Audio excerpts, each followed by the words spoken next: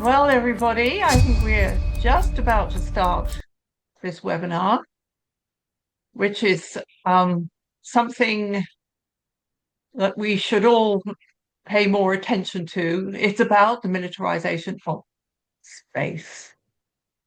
Um, Now then, my name is Pippa Bartolotti, and I'm going to be your moderator. I'd like to thank UNAC for hosting this webinar on behalf of Global Women United for Peace Against NATO. And as we know, NATO is a nuclear armed state, a nuclear armed group of states, I should say. Almost all nuclear armed states are spending billions on upgrading their nuclear weapon systems, sometimes by integrating them with new and untested technologies. Many of those technologies rely on that place we call sky. Beyond our suffering planet is an equally suffering atmosphere we call outer space, a once perfect vacuum filled with plasma radiation and dust, now polluted with junk and so many satellites, it is hard for astronomers to see the stars. This cavalier attitude towards the last remaining area usable by weapons manufacturers creates new risks of accidents and misinterpretations. Worse, it fuels a dangerous arms race between supposed adversaries who are constantly adjusting to each other's threats, real or perceived. Weapons intruding into space are harmful and unwanted escalation and must be opposed. Our speakers will tell you much, much more. And first, I'd like to introduce Bruce Gagnon. Bruce is the coordinator of the Global Network Against Weapons and Nuclear Power in Space. He was co-founder of the Global Network when it was created in 1992. In 1987,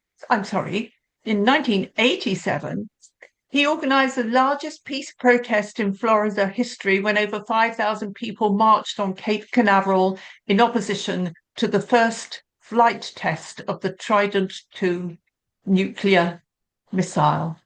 So, Bruce, if you're ready, I will hand over to you. Thank you very much. Let me share my screen.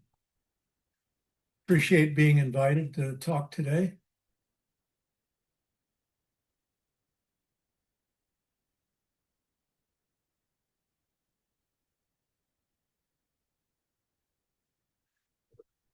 All righty. Today, the U.S. Space Force is in charge of dominating the Earth.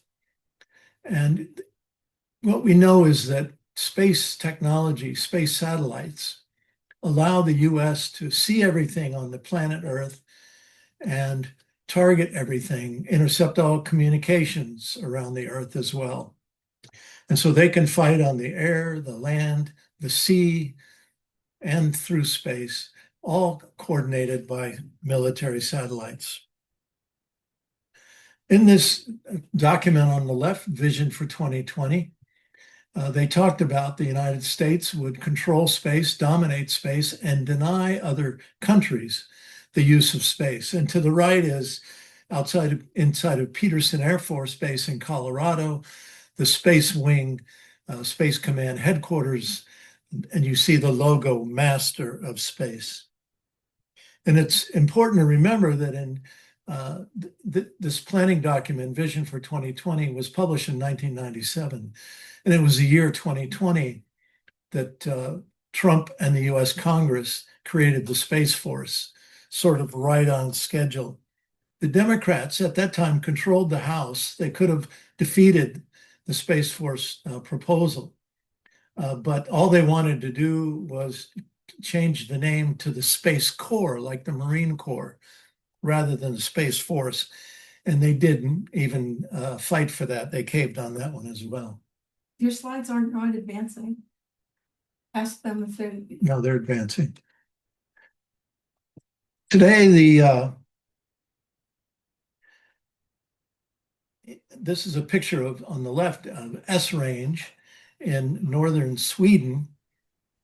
And they lead the all Intel, it's an Intel center for the US and NATO. It's a leading Intel center up in the high north. Bruce, Yeah, Bruce, could I just interrupt a moment? Your slides are not advancing, so we need to put this into presentation mode. let me make sure to do.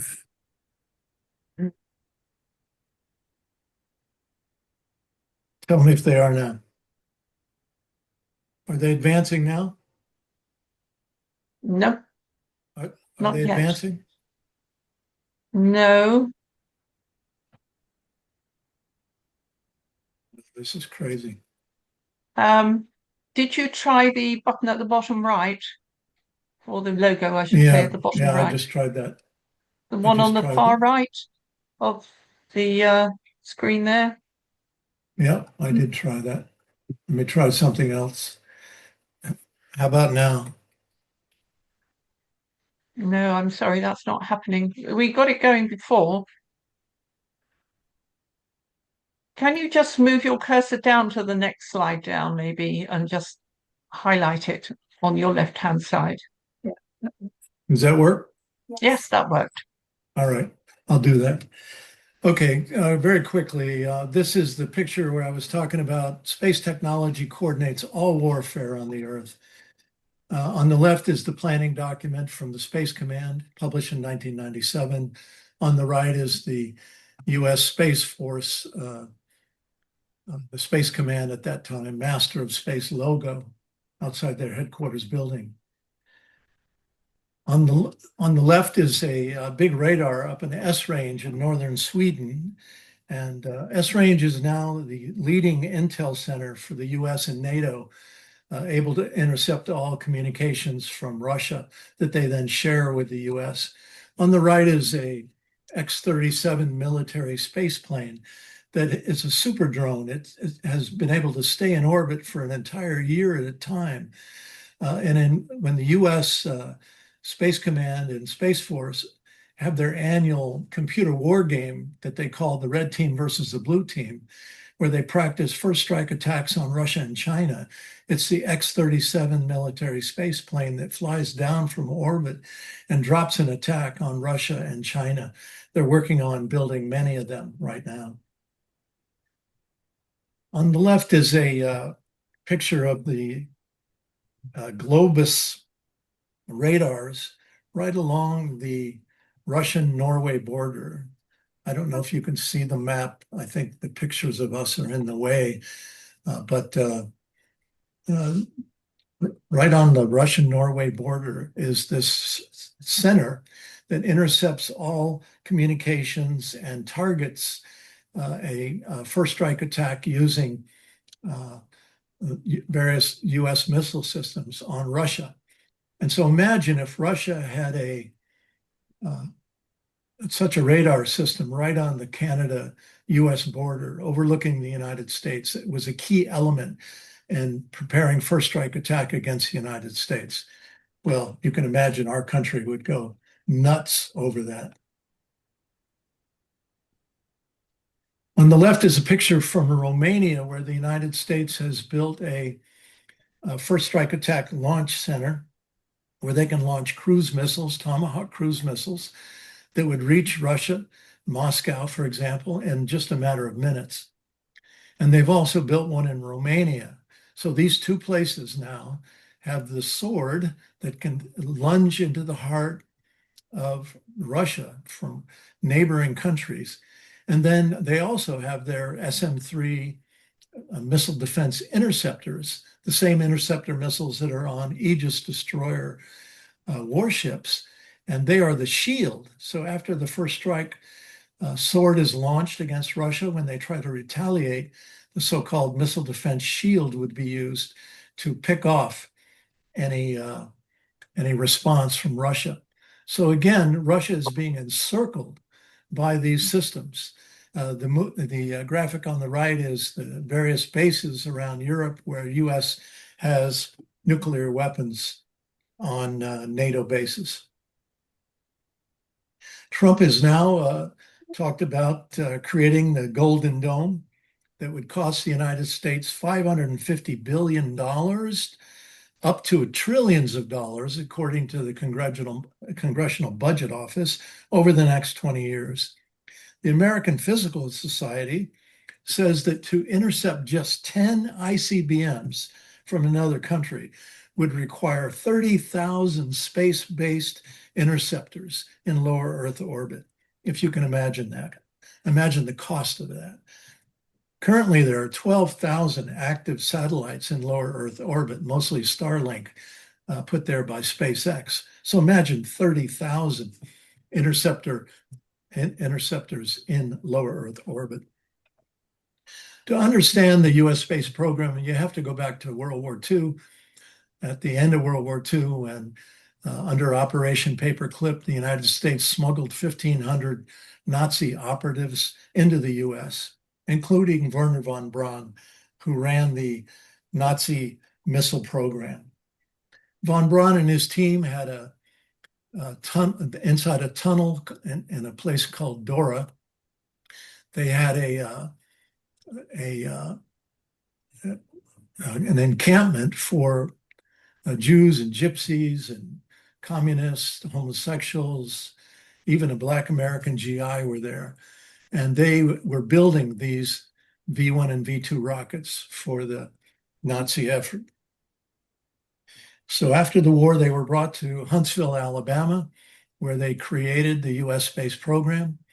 Von Braun and his 100 members of his rocket team, engineers and scientists from Germany, along with 100 copies of the V2 rocket. So this was the essential building of the US space program. And then in the early 1960s, the United States launched its first nuclear device into space. And so since at that time, there have been a series of nuclear launches over the years by the United States, some of which have fallen back to Earth, burned up on reentry, and spread deadly plutonium and or uranium around the world. Right now, NASA is working on a nuclear rocket to get to Mars, and they want to test it in lower Earth orbit. They want to test the engines because they've said that hey, we can't test the engines on Earth because it'll spread too much. In the event of an accident, it'll spread all kinds of nuclear debris. So we'll do it in lower Earth orbit. But what happens if this test of this nuclear rocket engine falls back to Earth, burns up on reentry in the Earth atmosphere? So the global network created in 1992 has allies and member organizations all over the world. On the left is a picture from a conference in South Korea not too long ago where I was speaking. They organized a speaking tour for me all over the country. And on the right is a picture from a campaign for nuclear disarmament in Britain that is a longtime member of the global network. On the left is a picture from Visakhapatnam, India, where just last October, they held a series of events in their city at various colleges and throughout the city, talking about the dangers of militarizing space. And on the right is a picture from people in Albuquerque, New Mexico, where Kirtland Air Force Base is heavily involved in the US warfighting space program. On the left is a picture from last October, again during Keep Space for Peace Week from New Zealand, where they protested a big aerospace conference. And on the right is another event during Space Week from Asheville, North Carolina. On the left is a picture of some of us in Maine. This was during the second annual Maine Space Conference that we were protesting against. They are now working to build a space launch facility somewhere near Acadia National Park, one of the most beloved national parks in the country. And at the same time, they're talking about doing hypersonic missile testing from up in that part of the state. So we've been trying to do everything we can to stop this. Two communities have now had elections at their town meetings up in the northern part of Maine to say that they do not want any missile launches, rocket launches from their community. On the right is one of my all-time favorite pictures of Lindis Percy outside of Menwith Hill, a US NSA base up in Yorkshire in England. And she's protesting outside this place that intercepts all phone, fax, email communications from all of Europe, and also is involved in drone targeting. Increasingly, because of all the launches, the congestion in lower Earth orbit, scientists are saying that they fear there's going to be collisions up there. There's growing problems with space debris. And a scientist by the name of Kessler has created a theory called the Kessler syndrome, saying that it won't be long that they're going to have cascading collisions in lower Earth orbit to the point that we will essentially go dark here on the Earth with everything that so many things that we do. We're hooked up to satellites, and we will lose contact with them.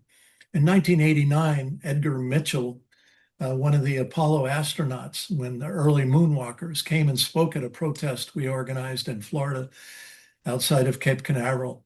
And he said that if there is such a Kessler syndrome, and there is a war in space or this cascading collisions in space, that we'll be entombed to the planet. We won't be able to get a rocket off the Earth through this minefield surrounding the planet. At the same time, every time you launch a rocket, the carbon dioxide rises up into the atmosphere from this pollution from the engines and is punching a greater hole in the ozone layer. We're often told that much of the launches that are going on around the world are being done to study the environment, to go up and look at the ozone layer. But in fact, every time they do these launches, they're creating a bigger problem. For many years, Russia and China have been going to the United Nations General Assembly, introducing a resolution called PEROS, Prevention of an Arms Race in Outer Space. And it's voted on at the General Assembly as a resolution. And it passes overwhelmingly with US and Israel and maybe one or two little tiny countries that US controls voting no. It's then sent to the Permanent Conference on Disarmament in Geneva to create the negotiations for the actual treaty. And there, the United States and Israel have been blocking it for about 30 years. So until we close the barn, close the door to the barn so the horse doesn't get out, we're not ever going to be able to stop the militarization and weaponization of space. So we must all be calling for a global ban on weapons in space. Through American Republican and Democrat administrations, both parties, when in power, have blocked this treaty. So the United States is clearly, along with NATO, planning for war with Russia, as they now have done in Ukraine, and also with China. On the right is a RAND Corporation study talking about unbalancing Russia. Russia has the largest border with the Arctic, and because of the melting of the Arctic ice due to climate change, the resource extraction corporations want to go up and drill, baby, drill in the region. And this is the reason why they've been long talking about breaking Russia up into smaller countries. This is, I think, evidence of this whole thing, that the US Navy has been preparing for warfare in the Arctic region for a long time. And every year the US and its NATO allies have war games up in the Arctic region, preparing to take control of the region, largely away from Russia.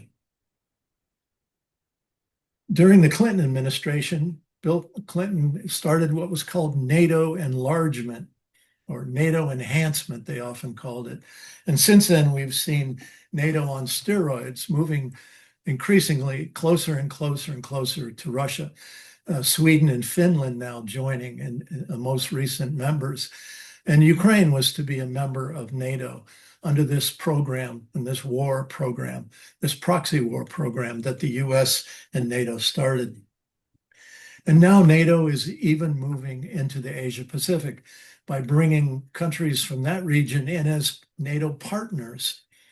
And in Japan and in South Korea, the US Space Force has now created installations in those two countries, pulling those nations into the US warfighting space program. And throughout the entire Asia Pacific region, countries are being militarized with growing numbers of bases, US bases, Guam, expanding bases, Philippines, new bases, Okinawa, expanding bases. And throughout this island chain that you see here on the left, we see these major expansion, largely of missile launch facilities that would be able to fire missiles into China. So, there's often talk in the United States about Russia being the evil leader of militarizing space. And they also throw China into that as well. But I think when you look at this graphic here, you see that the United States has always been the leader of the militarization of space. With China and Russia, look at Russia, the fourth one down, virtually nothing in comparison to what the United States has been spending on space programs and military space programs over the years. So clearly, the militarization, the nuclearization of space is a fundamental problem. And it's a fundamental danger that will, in fact, if allowed to proceed, will bring us to a final nuclear war, something that we really can't afford. Thank you all very much. Thank you very much, Bruce. That was fascinating. And to hear you put numbers in terms of dollars on the expenditure of space militarization, that's where all the American social services have gone, where the education has gone, where the infrastructure build has gone. And if such a war would ever start, I don't think there'd be enough money to actually sustain it. But, it seems to me that they use 1984 as a roadmap and don't treat it as a piece of fiction, and that leaves us all in danger. So thank you so much, Bruce, for that. Our next speaker is Tamara Lorincz. Tamara has recently achieved her PhD, so huge congratulations to Tamara. She's a long-time active member of WILF Canada and the Canadian Voice of Women for Peace. Tamara campaigns for Parliament to cut military spending and invest in urgent social programs and climate action. She wants the federal government to put peace and justice at the centre of Canada's foreign policy and to end all wars. So, Tamara, for all the fantastic work you do, we're really looking forward to your presentation. Thank you very much, Pippa. Good afternoon, everyone. It's really great to be with you all. I'm speaking to you from Waterloo, Ontario, Canada. This is traditional Six Nations territory. And also a big thank you to the Global Women United for Peace Against NATO for organizing this webinar. And I would also like to express my deep appreciation to Bruce Gagnon for leading the global network against weapons and nuclear power in space. He's helped us a lot in Canada, keep Canada out of ballistic missile defense 20 years ago. And we're going to need to really ramp up our mobilization for peace now. So I'm going to share my slides here. I'm just going to bring it up. And here we go. Hopefully you can see them okay. So I'm going to begin by talking about a couple of recent developments from the United States and NATO. Then I'm going to focus on Canada, space, and the connection to the Arctic. I will also talk about Canada's new Arctic over-the-horizon radar system and our planned participation in Trump's Golden Dome. I will end by talking about space war profiteering and the US-NATO plan for global war and how we are resisting and working for peace in Canada. I'm happy to share my slides and resources, so please just send me an email and it's there on my slides. So this year marks the 6th anniversary of that the Trump administration launched the US Space Force, a separate branch of the US military. 2 weeks ago, US Space Force released its new strategy, Space Force Vector, and it states, quote, ultimately, our vector is to embody our transformation into a warfighting service, build combat readiness within each mission area, and employ the capabilities we need to secure space superiority for the joint force and our nation.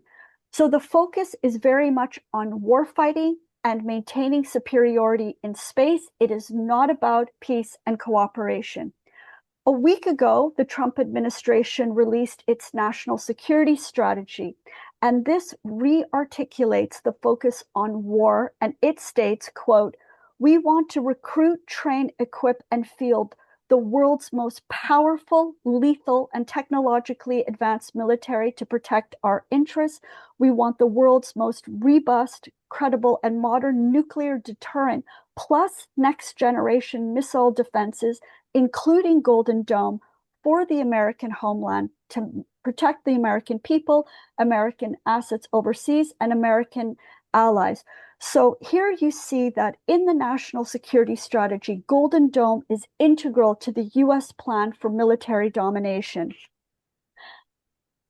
On NATO and space militarization, well, in 2019, when Trump launched US Space Force, NATO recognized space as the 5th operational domain and launched its overarching space policy. Then 2 years later, France announced that it would host NATO's new Space Center of Excellence in Toulouse, and this new center became operational 2 years ago. Last month, the NATO Space Center of Excellence hosted a big wargaming conference. Again, the focus is on war. In terms of Canada and space, 3 years ago, Canada established a new space division following the lead of the US, and this Canada Space Division is embedded within the Royal Canadian Air Force, and Canada's space strategy is very much connected to the Arctic. And I just want to show you a graphic here. This is an image from the US's Arctic strategy. And you can see Canada there on the left and Greenland, and you can see Russia on the right. And you can see how Russia has about 50% of the Arctic territory. Well, the three military institutions that are governing this area on the left, Canada and the United States and the NATO allies, the three of them are the US Northern Command. This is dominated by the United States. Then we have the North American Aerospace Defense Command, NORAD. This is the binational defense partnership between the US and Canada that was established in 1958. And then you've got NATO's northern flank, which is comprised of the US, Canada, and its allies. So this is connected to space and cyberspace and with the Arctic. And you can see here, this makes up the northern flank, and it's very much targeted against Russia. Now, 3 years ago, the NATO Secretary General came to Canada's Arctic. This was the first time a NATO Secretary General had come to Canada's Northern Territories, and he went to see these Globus domes that Canada also has in our Northern Territories. Then he went to Cold Lake, Alberta to see Canada's largest Air Force base, where the new F-35 fleet will be stationed, because the F-35s will also be integrated into this into all of this space Arctic militarization. And it was at this time that Canada announced a $38 billion program to modernize NORAD, which will be a multi-layered military infrastructures, sensors, installations, missile launch systems, warships, Arctic drones, and tactical helicopters integrated from the ground, sea, space, and cyberspace, all in partnership with NATO. This military modernization is detailed in Canada's new defense update that was released last year, entitled Our North Strong and Free, and it describes military readiness and warfighting. On the right is a graphic from Canada's Department of National Defense social media, and you can see that it says Canada's protecting NATO's northern flank, and then it says it's protecting and deterring aggression, protecting the Arctic, and responding to climate change. All of this military modernization, the militarization of space and the Arctic, is extremely environmentally destructive and will exacerbate climate change. So this is one of the reasons why we very much oppose it. Now, soon after Mark Carney became Prime Minister, he announced that he would boost Canada's military footprint in the Arctic.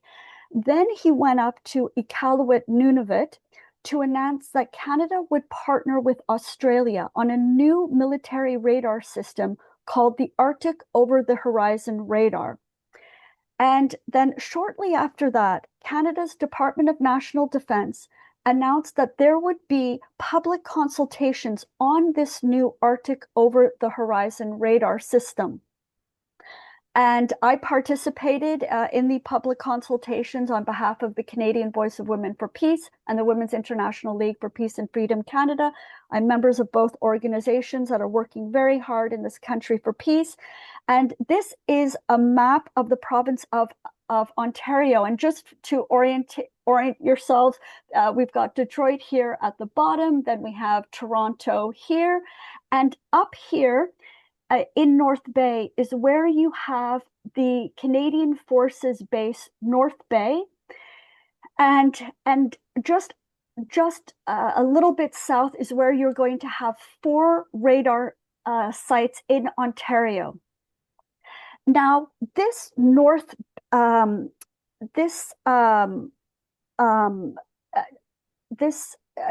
Bay military base will be the control center for the Arctic Over-the-Horizon Radar system. And it's known as 22 Wing Canadian Forces Base, but it is also a permanent American military detachment that is linked to US Space Force and US Air Force. So these are also American detachments. And it is here that CFB North Bay will coordinate with NORAD, and NORAD is headquartered at the Peterson Air Force Base in Colorado Springs. So this is very much integrated across North America and through the Arctic, as I showed on the map. And this is what the Arctic Over-the-Horizon radar system looks like. This is what was presented by the Department of National Defense at the public consultations.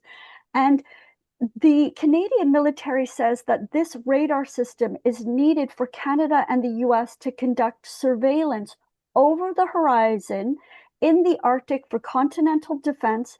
The system will bounce radar beams off the ionosphere to see over the curvature of the Earth and detect objects approaching and entering Canadian airspace up to 3,000 kilometers away. And the cost of this Arctic Over-the-Horizon Radar system is approximately $6 billion. Now, as I explained, Canada is partnering with Australia in building this radar system. And this is a picture of Australia's Jindalee operational radar network known as JORN. And it's the BAE Systems and it's BAE Systems, the big British weapons giant, and Lockheed Martin, the big American weapons giant, that are the main contractors for JORN.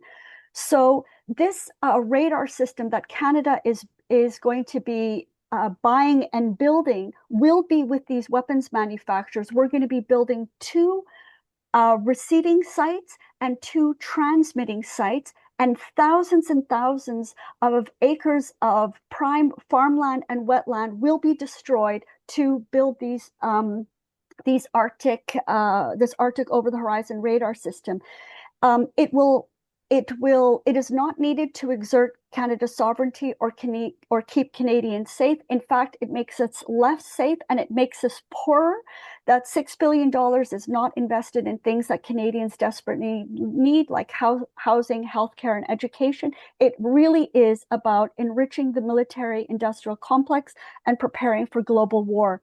Now, this system will also be linked to Trump's Golden Dome. And this is a missile defense and surveillance system that will not work. MIT expert Ted Postal said that Golden Dome cannot work because of this decoy problem, and it will only pad the pockets of weapons manufacturers. It's a boondoggle, but Canada wants to join it, and it's going to cost us another $61 billion US. So it's really important that we stop Golden Dome. Now, this space domination by the military is very much related to corporate space profiteering. Last year, Canada's big accounting firm, Deloitte, released a report called Reaching Beyond, a $40 billion space economy in Canada by 2040. And the graph shows the number of satellites, probes, and landers that have been launched every year from 1957 to 2022. And you can see this huge recent spike in the past few years. And it also means a spike in space debris, and something we can talk more in the question and answers. Another graph in the report shows how the United States dominates the space assets. So of the top 15 countries that launched space assets last year, the US leads with over 7,000. Then you have Russia at about 3,000, China at 900. And of the top 15 countries, 8 are NATO members and 3 are NATO allies. So it's the West that dominates space. And if you read carefully the report, you can see that it's corporations that want governments to pay the upfront costs, invest in, use public dollars to socialize the risk, to invest in their R&D, but it's corporations that want to benefit and to privatize the profits. Now, why the US and NATO are pursuing the space superiority and focusing on warfighting is very much what Bruce said. It is about preparing for global war. So last month on November 7th, the US Secretary of War, Pete Hegseth, gave a very disturbing but important speech called The Arsenal of Freedom in Washington, D.C. And he outlined how the US is putting the country on a war footing and ramping up weapons production. And all of the NATO allies, including Canada, are doing the same thing. This is why we're increasing military spending to 5% of GDP. That same week, the NATO Secretary General, Mark Rutte, said at the NATO Industry Forum in Bucharest, Romania, that Russia, China, Iran, and North Korea are preparing for long-term confrontation. But this is a lie. It is the US and NATO that is preparing for global war against them. Make no mistake, the US and NATO allies are preparing for global war, despite what Trump talks about, ending wars and getting these peace prizes. It's pure deception. They are preparing for global war against Russia, China, North Korea, and Venezuela, and they are dividing the labor between them. So Canada, as I explained in a previous map, will be responsible for the northern flank. This map that I prepared shows in the red circle are the 32 countries of NATO. The brown dots are representing the 750 US and NATO military bases that are encircling Russia, China, Iran, North Korea, and Venezuela. And you can see the proxies in purple: Ukraine, Israel, and Taiwan. But there is hope. We are resisting. This is a picture of Vow and Wilt Canada with our banner outside the US Embassy in Ottawa. We are opposed to the militarization in the north. We are calling on Canada to get out of NORAD, to get out of NATO. We want the Arctic to be a zone of peace and cooperation with the Indigenous peoples across all of the northern nations, which is what they want. The communities in Ontario are also resisting, and they are opposed to the Arctic over-the-horizon radar sites. They set up a group called Clearview Resident Owners Against Radar, ROAR. It's such a great acronym. And so they're really, they're very, very worried about how these radar sites will harm their livelihoods, their land. I mean, this is farmland that's feeding people, how it's going to affect their property values. They're also really worried about their health and their children's health and the impact on the environment, because these are sites of endangered species and wetlands and migratory birds. And they also have a parliamentary petition. And if you are Canadian, I encourage you to sign the petition. I'll put it in the chat in just a few moments. And then finally, I have published an article in the latest Space Alert. I really encourage you to go to the website, Space for Peace, and download the newsletter. My article is in it. And there's also lots of other great articles. And I also this past summer published an opinion piece that got printed in several newspapers across the country, calling for Canada not to join Golden Dome. So I'll put a link in the chat for that as well. Friends, we need to work together to abolish NATO, to get Canada out of NORAD. We need peace in space. We need peace in the Arctic. Let's stick together and make this possible. Thank you very much. Tamara, that was amazing. My goodness, did you draw breath? There was so much information in there. I think I would be glad to watch this again and gather more.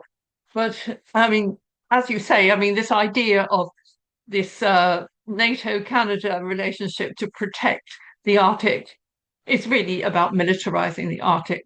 And as you so properly highlighted, this is about weapons manufacturers making money. Throughout the wars on Gaza and in Ukraine, the market shares of all the weapons companies have gone up.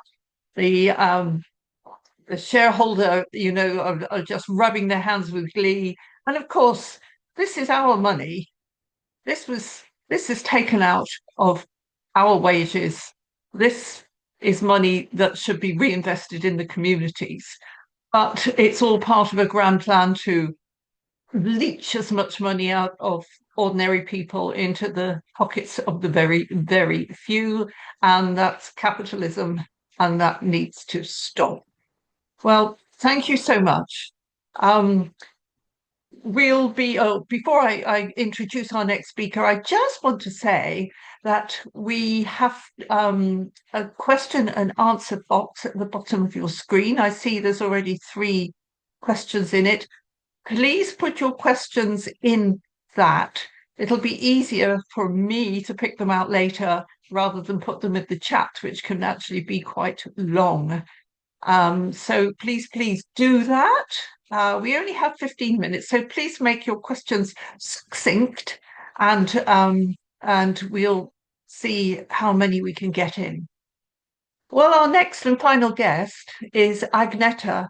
Agneta Norberg is a Swedish peace activist. As vice president of the Swedish Peace Council, she proposed making the North a zone of peace.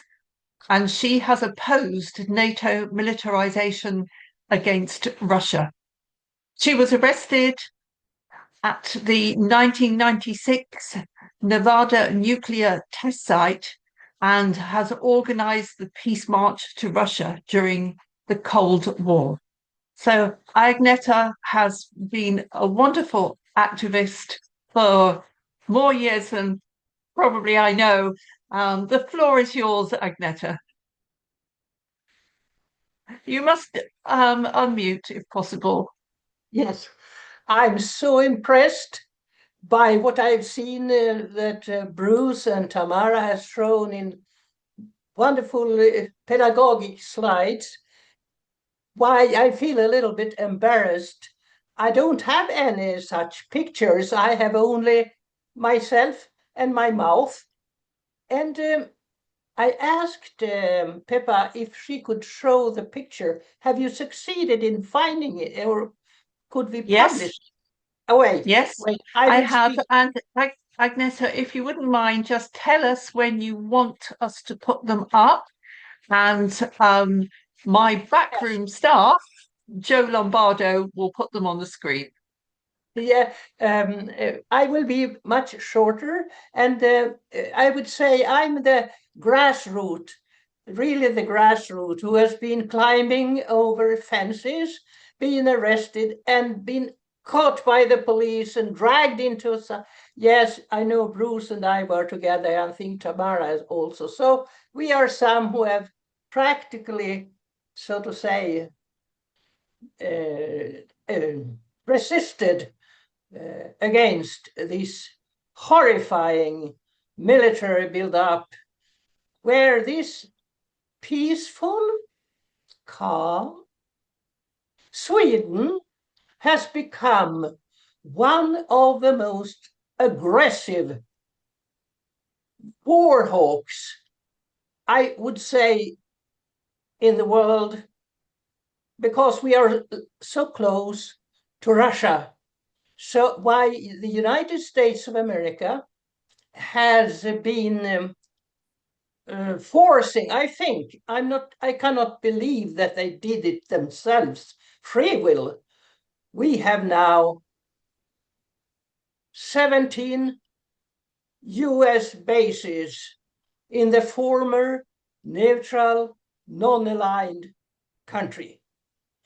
17.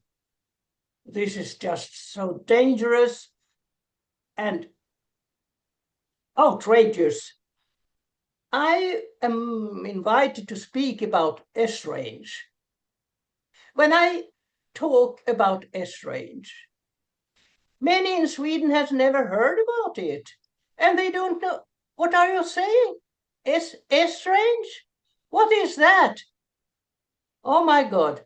So we have in our soil, in the north of Sweden, the world's biggest downloading, or one of the world's, some say, but I think it's one of the world's biggest downloading station on Earth. That is in the northern Sweden. It was built in 1962. Well, I take the paper and read here. The expansion of space and aviation industry shall be one of the driving forces for Swedish growth and position as a high technology nation. When was this said? In 2005. So Sweden has been in this for a long time.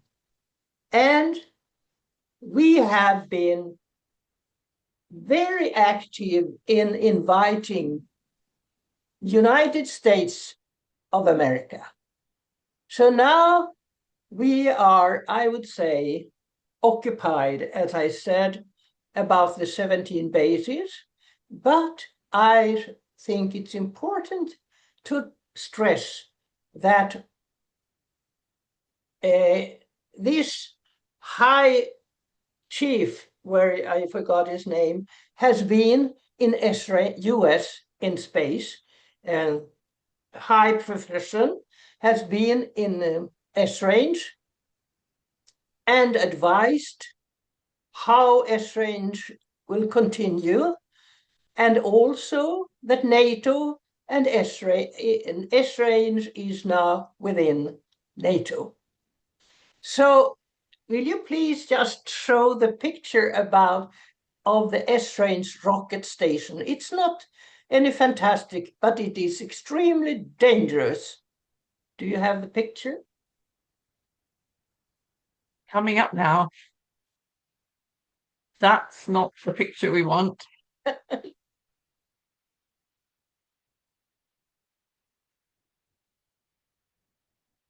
Just give us a minute and we'll come up with the right one. I can see them there. Seems to be taking a while to load.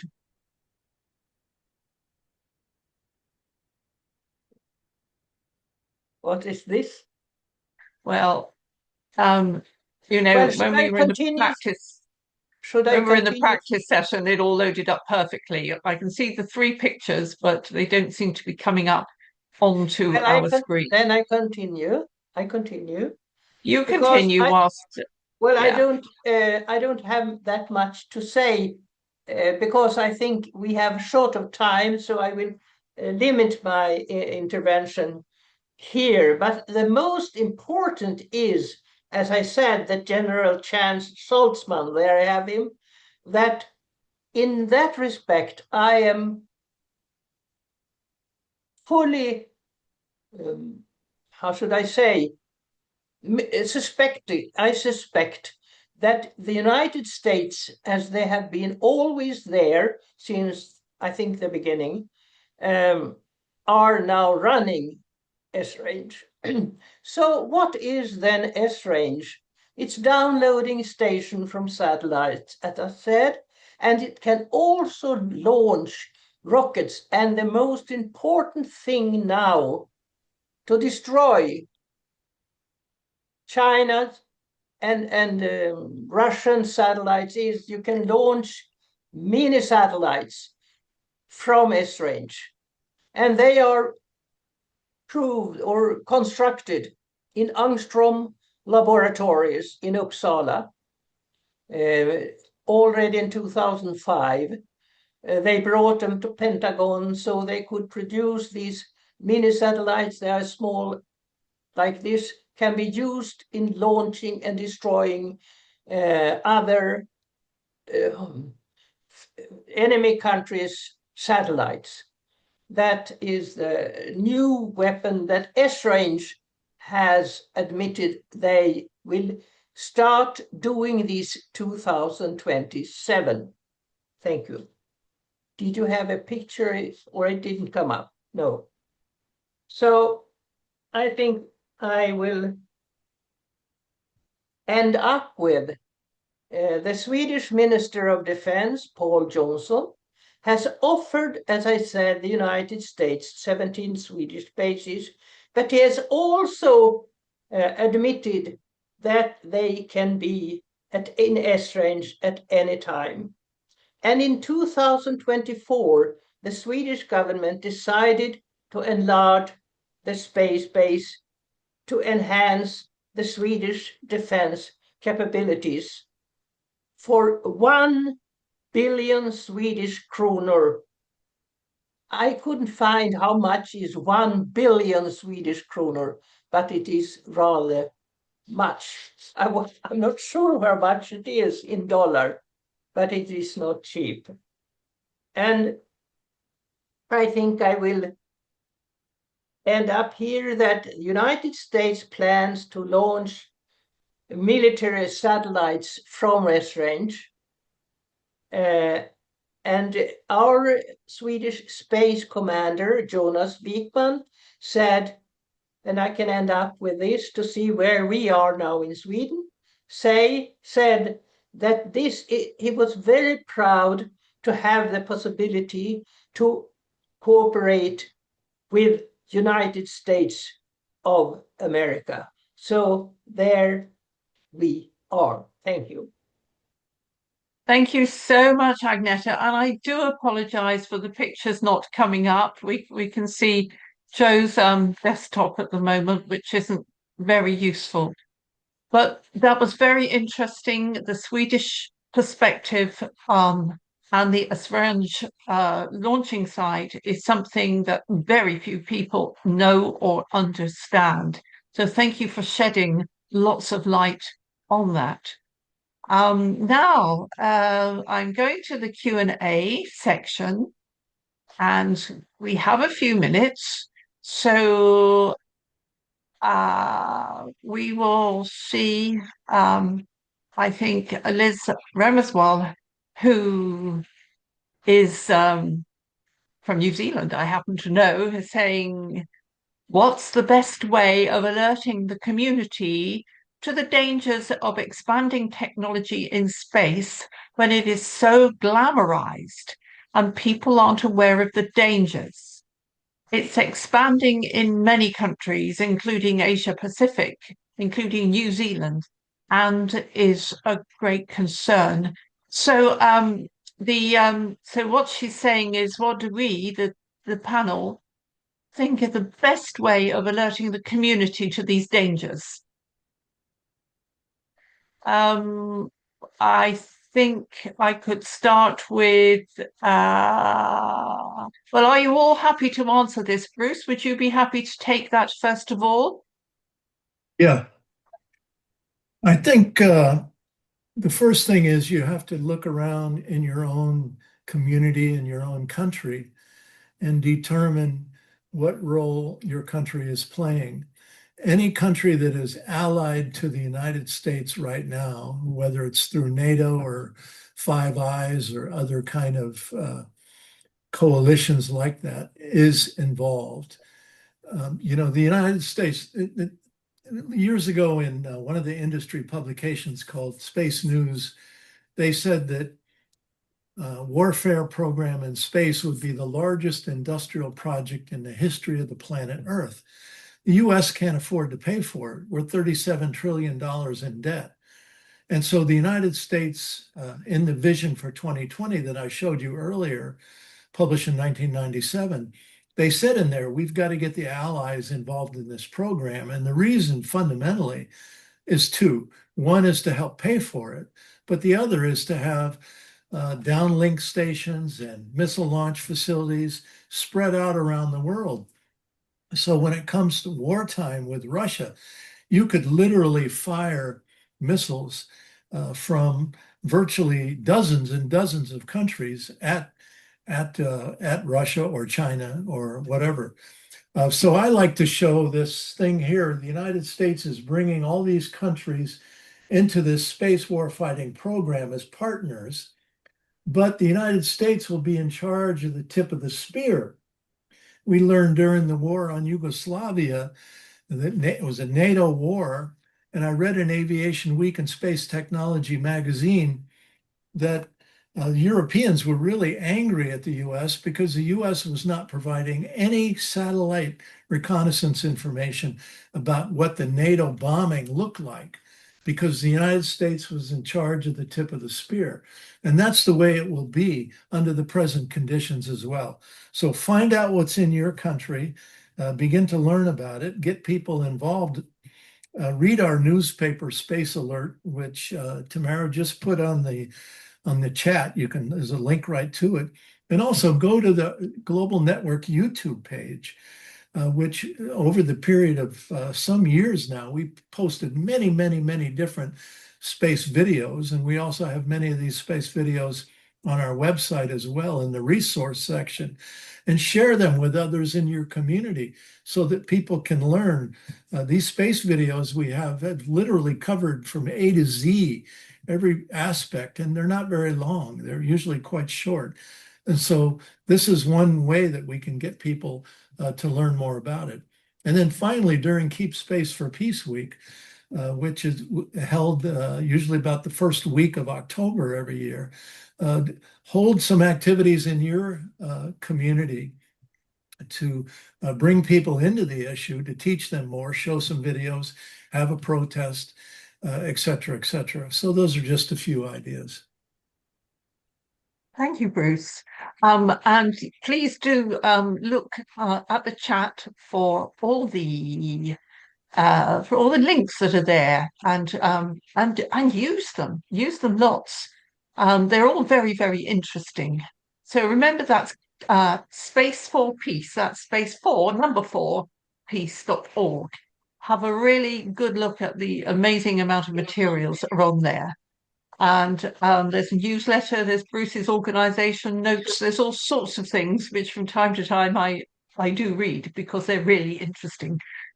So, and Tamara has also said, before I go to you on this particular question, that her slideshow will be available if you email her. So, Tamara, can I move to you to talk now about to answer the question, actually, which I've almost forgotten what it is.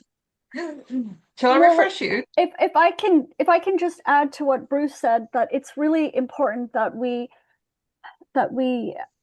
inform ourselves, that we help raise awareness in our communities, and that we are in solidarity, because this struggle is not just in the United States or in Canada or in Sweden. It's all over the world.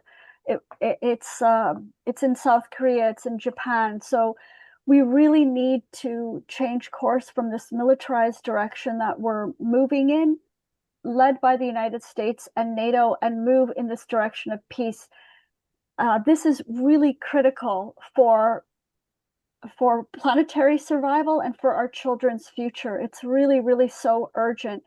We cannot, in Canada, go from currently $44 billion a year on the military in the next decade to $150 billion a year on the military.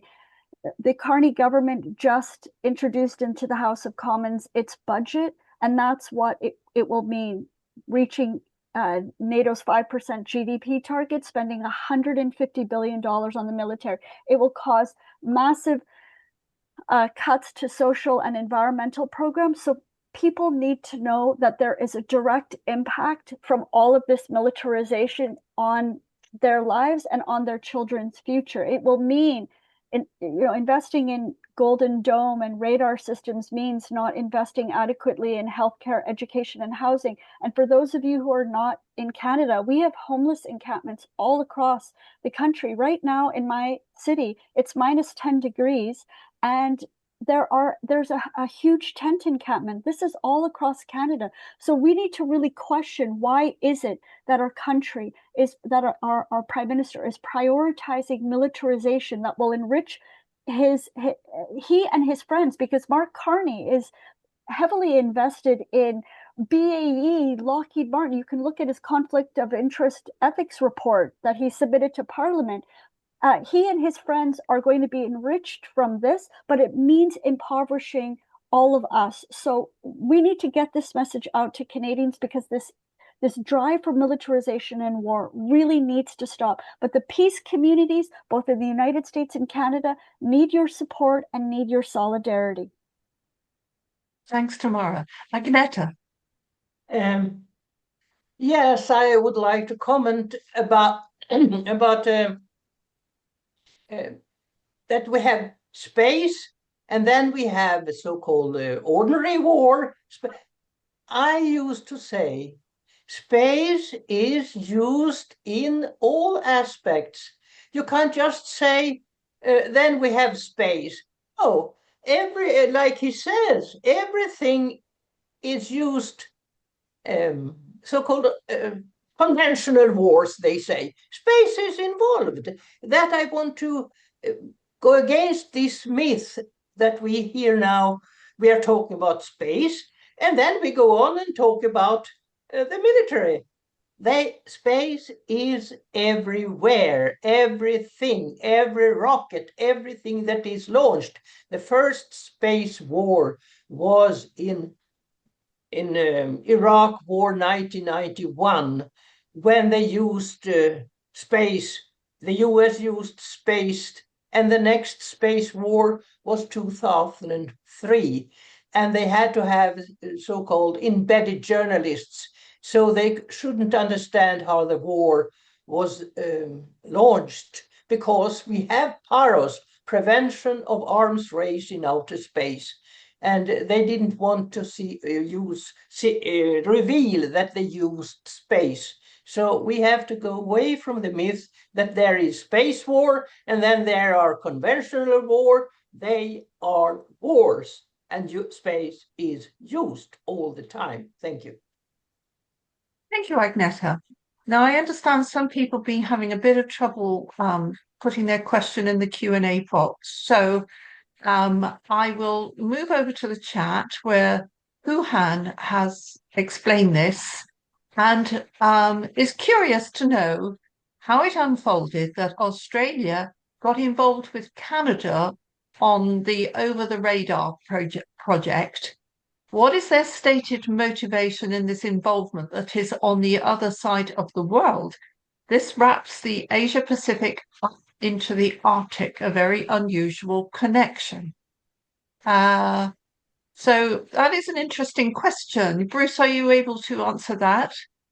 I'm not sure you're able. Would you like to answer it? Give me a second. I'm just reading the question. It's from Kuhan. Did you see Lisa Savage? Maybe Tamara should Liza? answer that because it's about Australia's connection to Canada. Why Yeah. don't you? Yep. Okay, Tamara. So, well, one of the reasons is because Australia has the system that Canada that wants to have as well. So the JORN system that's in Australia will be similar to this Arctic over the horizon radar that will be, established in Ontario unless we can stop it. And one thing that I didn't say in my presentation, I did explain the space Arctic link, but actually, if you read the literature, it's also very much connected to the Indo-Pacific. So Australia has the JORN system for the Indo-Pacific, but it will also be because Canada and Australia, New Zealand, the UK, and the US are all part of the Five Eyes Alliance, which is the Anglo-American security intelligence apparatus there, that very secret intelligence sharing system, that these radar systems will be integrated and connected. So we've got the Arctic one in Canada, but it will be very much linked to the JORN system in Australia that will be targeting the Indo-Pacific, because as Bruce and I explained, this is part of global domination, global space superiority for the US and its close allies, and also to be able to enable global war. So and then just to add, I just want to also emphasize that the weapons contractors are BAE and Lockheed Martin in Australia. They'll be the same ones in Canada. And I think also one of the reasons why we're going with Australia as opposed to the US is that in Canada, because of Trump, Canadians are very reluctant to want to buy more American weapon systems. So now we're like saying we're partnering with Australia and we're partnering with Europe on weapons procurement. But either way, this is enriching the military industrial complex. We absolutely don't need it. And we need to work to stop it. And if I could also just finally say that I see some people had their hands up, like Lisa and I think Alice and Kohan. If it's possible for them to unmute and contribute, I think that might be really nice in our discussion as well, if there's time. Thanks. Okay, fair enough. Well, we've got quite a lot to get through, and I don't really want the webinar to go on forever because I know people get tired. So we'll just move swiftly through if we can. And there is just one question that maybe Agneta could answer for us. Agneta, could you provide a view about the fact that the Swedish royals visited Canada and Mark Carney recently with businesses such as Saab in tow, and one of the Wallenbergs question mark selling arms as well, maybe. Do you have a comment on that, Agneta? I didn't really get the question. What did you? It was too rapid for me. What did you want me to answer?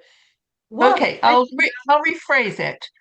There was a recent visit by the Swedish royals to Canada, and the question is really, do we think this was part of an arms selling and buying exercise? I don't know. I don't think I know about it. I don't really understand what you are up to. That for sure. But maybe it is now for me, and it is alarming when I'm sitting here, I feel it. Because we have such a terrible rulers, government, and a terrible media. So I have stopped watching TV and media. So maybe this has just gone me like this. I'm sorry. I've stopped watching media, TV. I don't do that.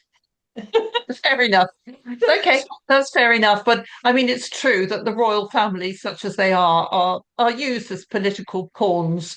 Yeah. Witness the horrifying sight of Trump having his second state visit in England, which just made us all cringe so much. And it's just, oh, yeah, it's so distasteful to see this sort of thing going on.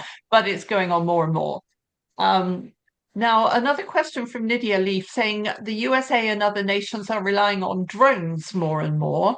Please explain how space weaponry fits in with drone warfare. Is one lower orbit than the other? Wouldn't the operations conflict? Um, I think it is more to do with communication, but would one of our speakers like to take that? Tamara, have you got your hand up? Yeah.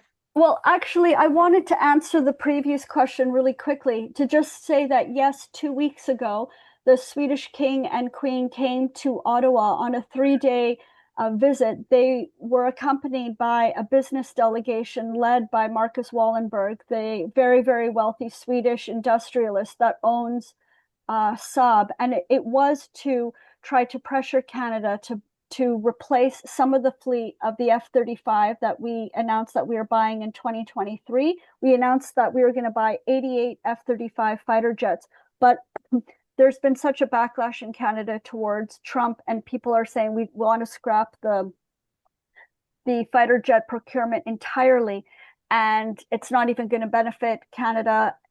Trump and Lockheed Martin can turn off the switch on these F-35s.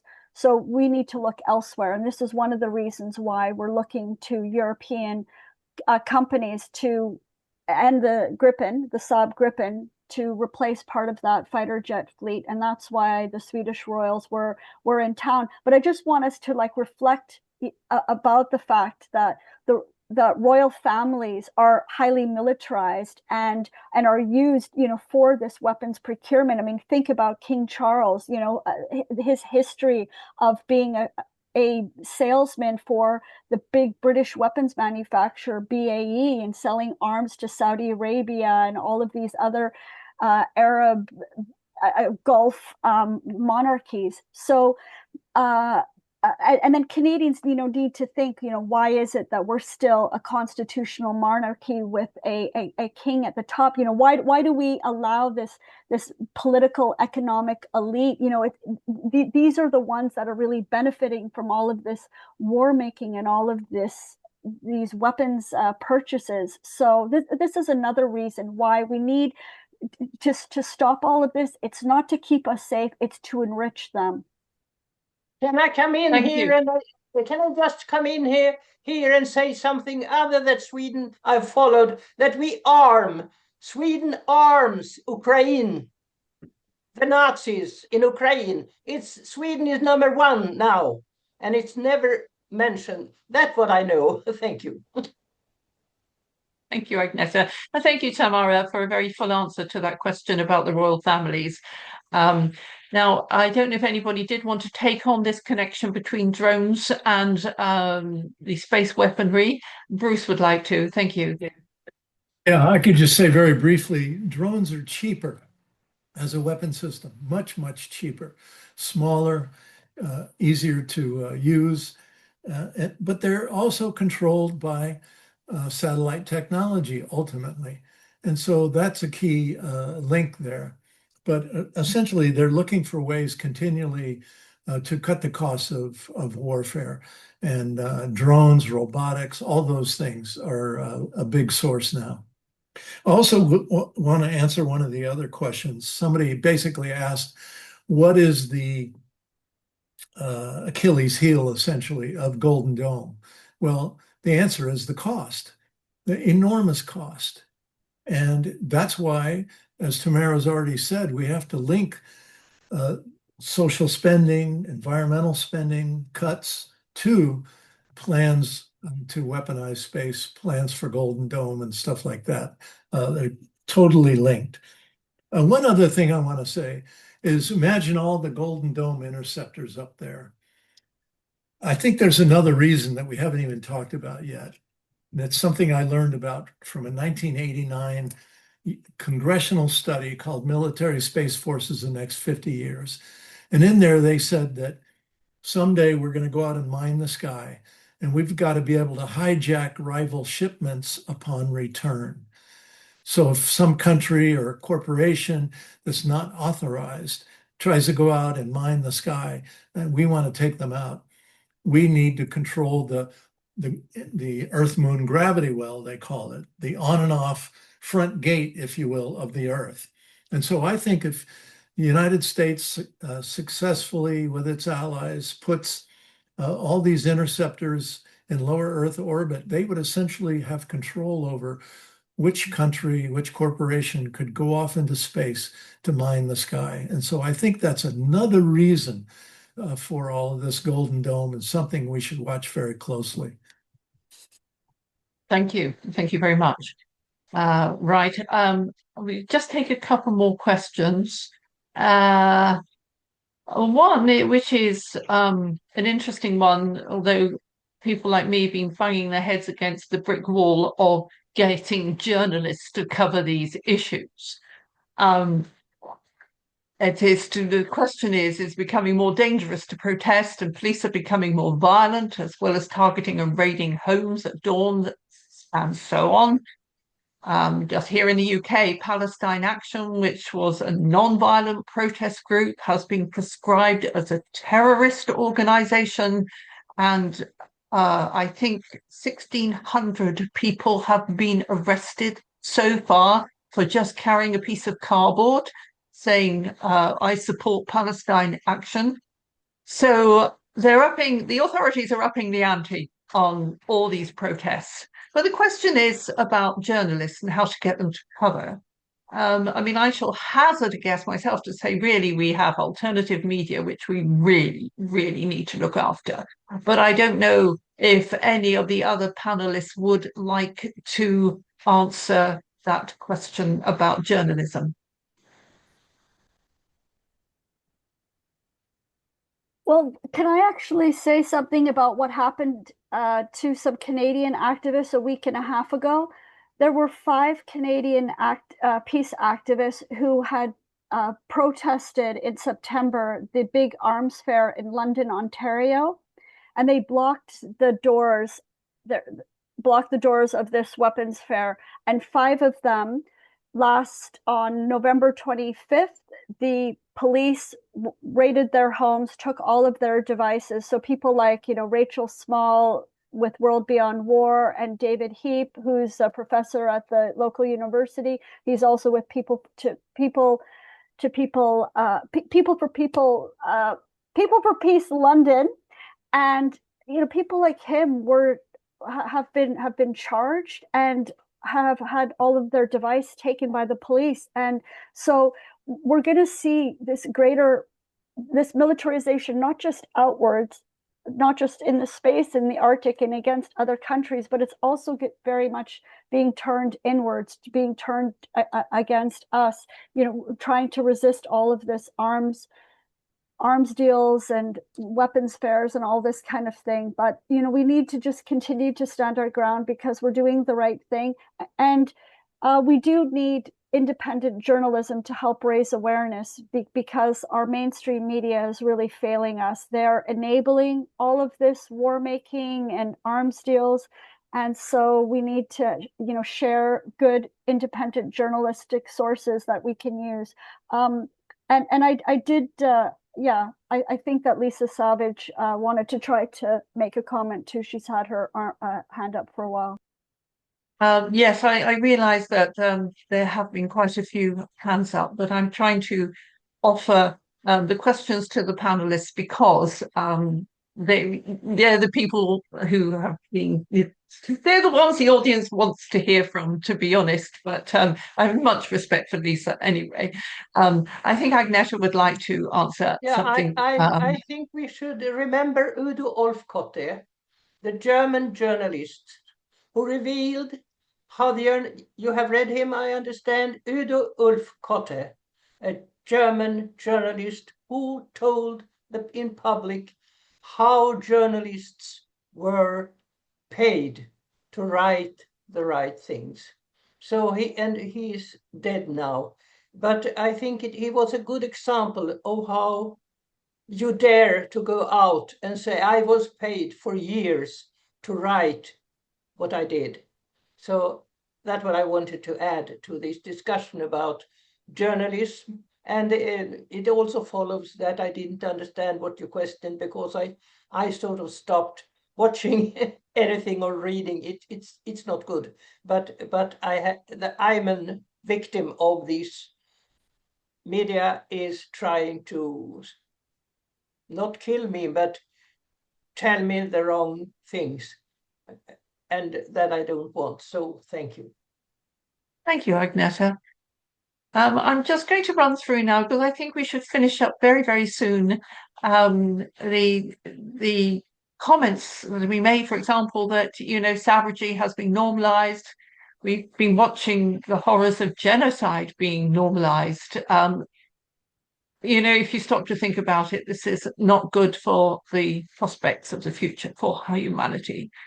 There are many, many people saying thank you. That they would like to organize a non-violent civil defense instead of relying on missiles and space war. A few more, many thank yous. And Bruce, you've made a comment which I'd like to read out, actually, and which is that why aren't we talking up the constant proposals from China and Russia to negotiate treaties to keep weapons out of space? At the 80th anniversary of World War II, they actually pledged never to be the first to use weapons or put weapons in space. This should be mentioned over and over. No one is aware of the offer on the table for years. And yes, I agree. These things are. Actually, I didn't write that. One of the people that entered Oh, with my name, it's probably one of your Alice. clones. It's probably Alice Slater, one of our board members. If we could maybe bring her up and let her express that, because it's her big issue that she talks about more than any of the rest of us. So Right. if you Where could, are you, Alice? can you ask her to put her hand up? Yeah, Alice, can you put your hand up? There she is. Are you Bruce again? Okay. Shall Yes. I Yeah. unmute you? And perhaps I'll put your video up as Here well. I Hello, am. Alice. Hello. There's so many Bruce clones tonight. It's I hear. not I easy. see. I mean, I know Bruce raised it. He put an article that I wrote. He printed it in the New Space newsletter. I just think that when we start out talking about all the horrible things that all the white corporate patriarchy is doing to create war in space, we should always say that Russia and China put a treaty on the table and they keep begging us to negotiate, and they have pledged never to be the first to put weapons or war in space. They actually gave a pledge. I gave the link to their talk that they gave on the 80th anniversary of World War II. And of course, part of the white corporate patriarchy is always denigrating Russia and China, and making them the enemy. But, no matter what you think of Russia or China, you can't deny what they're saying. And for us in the space network, I think that should be like over and over again till people get it. It's never in what Ray McGovern calls the Mickey Mat, the military, industrial, congressional, intelligence, media, academic think tank complex that's brainwashing the whole world right now. So thank you. Thank you so much, Alice. People, Really, thank you. could we also go to our board member and part-time staffer in the Global Network, Lisa Savage, and see what she wanted to say? I'm really anxious to hear what she has to say.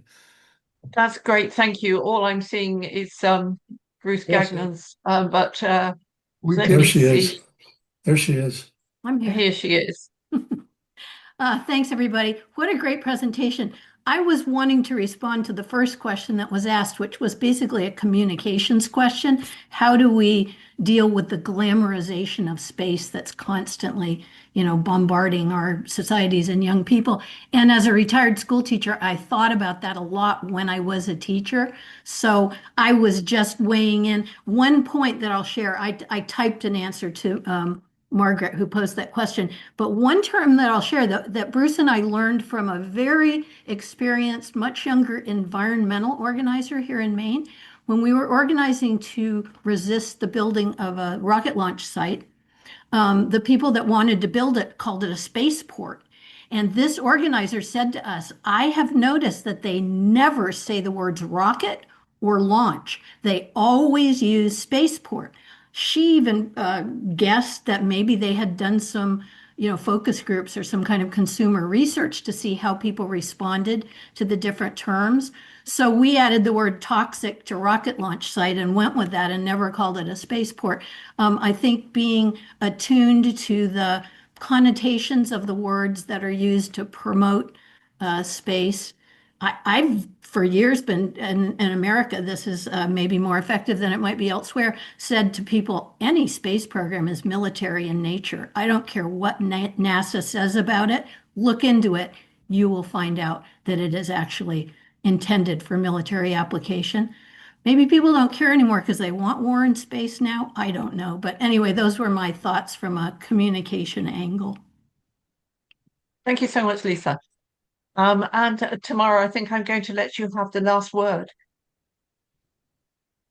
Well, I just want to stress with everyone that we have the tools and the architecture to, have peace in this world, to have peace in space, to have peace in the Arctic, to have peace in the oceans. Like, I'm thinking about the fact that that Russia, China, and Canada, most of the other Arctic countries, except the United States, have ratified the UN Convention on the Law of the Sea, which it provides the architecture to resolve all conflict in the marine environment in a peaceful way.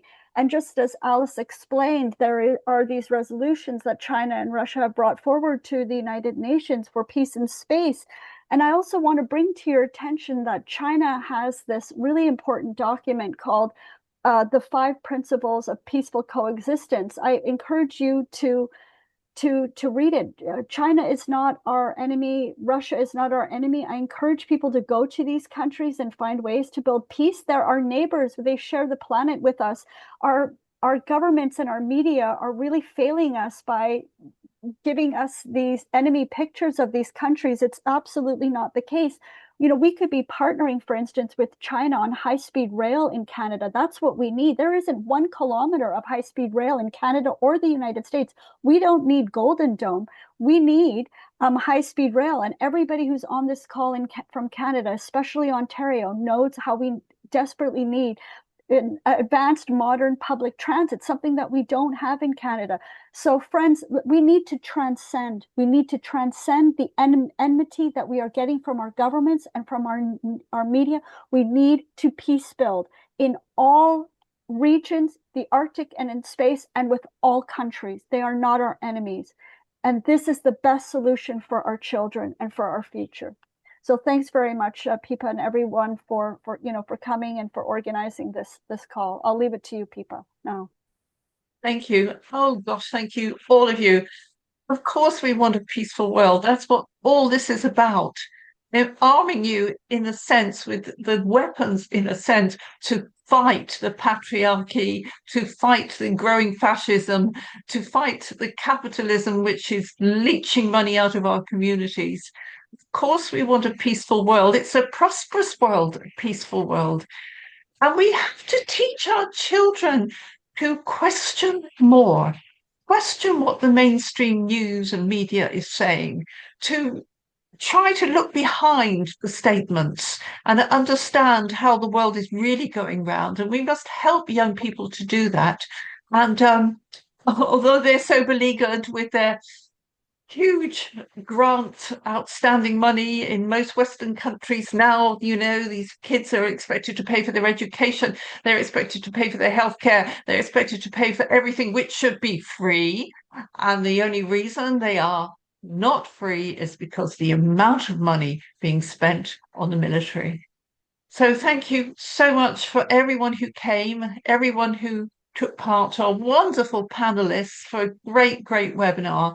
It will be available on the Global Women United Against NATO website and YouTube channel. And everyone who has registered will get a copy of this recording in, well, probably sometime tomorrow. Okay, so once again, a huge, huge thanks for everyone who took part. It's been a great webinar. Good night, Thank you very everyone. much. Thank you. Thank you Thank very you. much. Bye.